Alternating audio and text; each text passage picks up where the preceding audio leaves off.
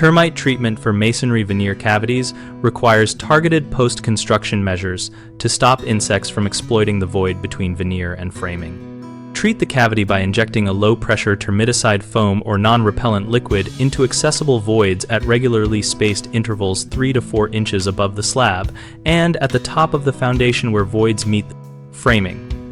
Use injection ports if mortar joints are intact and direct foam into the cavity to form a continuous horizontal and vertical treated zone.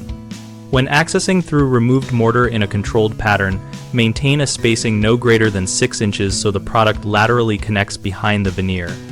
Document each injection location and product concentration in your records for follow-up. Repair damaged weep screeds and replace or reseal flashing so that moisture does not create hiding spots and wood rot that attract termites. Slope flashings to drain and verify the masonry reveals do not trap water. Install corrosion-resistant insect screening at weep holes and other open vents to physically block termite entry while still allowing cavity ventilation. Choose stainless steel or non-metallic durable mesh sized to stop both worker and swarm termites. Monitor the veneer base and adjacent soil by placing inspection points and using periodic visual checks every 6 months for mud tubes, blistering, or frass. If signs appear, retreat the affected section and expand monitoring frequency to monthly until clear. Coordinate treatments with roofing and grading contractors to correct any splashback, gutter leaks, or soil to veneer contacts that negate chemical barriers. Homeowners and contractors commonly assume surface spraying is enough, which misses the cavity pathways. Fix this by creating a continuous treated zone inside the cavity and document penetration points so no gaps remain.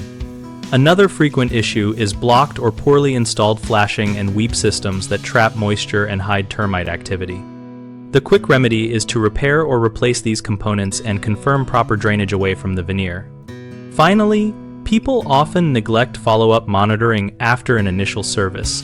Set a written inspection schedule and keep photographic records so changes are noticed early and treatments can be focused rather than broad.